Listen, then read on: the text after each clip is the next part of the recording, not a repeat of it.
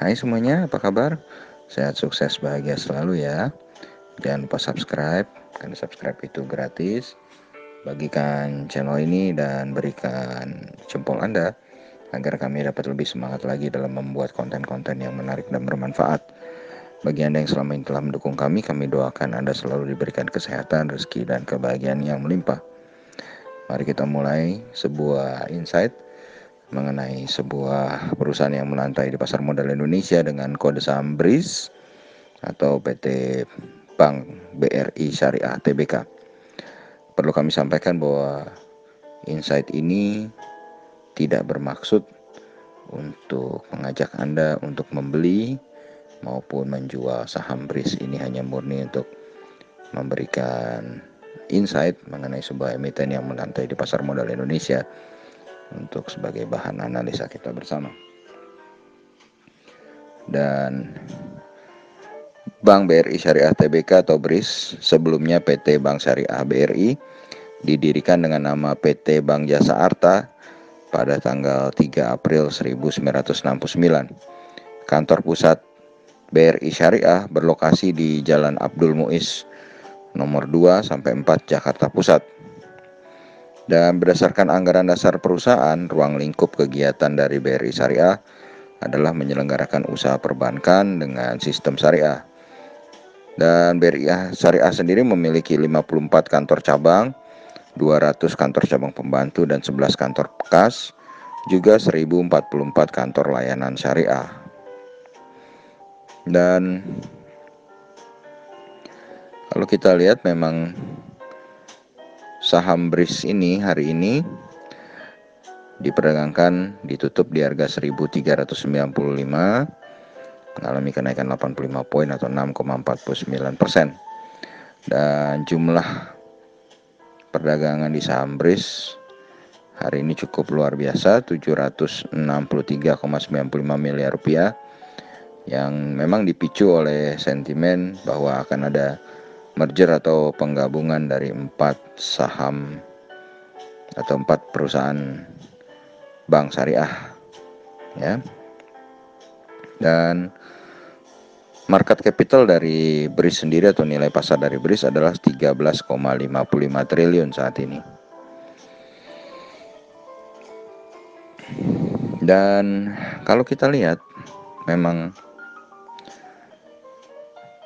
BRIS adalah sebuah perusahaan yang masih baru melantai di pasar modal Indonesia, baru dimulai 9 Mei 2018. Dengan pemegang saham terbanyaknya adalah PT Bank Rakyat Indonesia Persero Tbk atau BBRI sebagai pengendalinya sebesar 73%. Kemudian DPLK Bank Rakyat Indonesia Saham Syariah 8,53% dan disusul masyarakat 18,47%. Komisaris utama dari BRIS adalah Bapak Parman Nata Atmaja dengan direktur utamanya Ngatari. Dan kalau kita lihat memang secara EPS atau earning per share BRIS meningkat dibandingkan tahun 2019 yang sebelumnya turun dari tahun 2018 ya. Ini EPS-nya adalah 24, dimana untuk Q2-nya memang mengalami penurunan daripada Q1 tapi masih meningkat dibandingkan Q2. Total sales dari BRIS adalah 2,02 triliun, asetnya adalah 49,58 triliun, liability 44,37 triliun, dan equity-nya adalah 5,21 triliun. Book value per share dari BRIS adalah 536. Ini menghasilkan valuasi yang fantastis ya buat BRIS. Cukup mahal, yaitu price earning ratio-nya adalah 57,82 kali, sedangkan price to book value ratio-nya adalah 2,6 kali. Sedangkan net profit margin sendiri bagi BRIS cukup kecil, hanya 5,79%, sedangkan return on equity-nya adalah 4,5% dan return on asset-nya 0,48%. Dan BRIS baru sekali membagikan dividen, ya ini di tahun 2019, sedangkan di tahun 2020 BRIS absen membagikan dividen. Dan kalau kita lihat BRIS sendiri sebenarnya bergerak secara year to date dari harga terendahnya 135 dengan harga tertingginya adalah 1690 yang baru saja tercapai di minggu ini. Dan memang itu terjadi karena adanya penggabungan atau rencana merger dari bank-bank syariah yang ada dari beberapa bank syariah yang ada di Indonesia. Dan kalau kita lihat memang secara investor asing sendiri dalam 1 bulan terakhir mencatatkan total beli bersih atau net foreign buy di saham BRIS sebesar 14,26 miliar rupiah.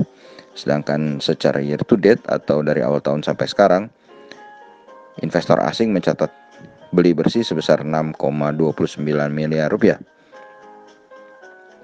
Dan kalau kita lihat dari data yang tersaji, memang kelebihan dari saham BRIS adalah adanya isu dari adanya 4 bank yang akan dimerger menjadi 1 buah bank syariah, yang menjadikan bank syariah tersebut akan memiliki kekuatan modal yang besar.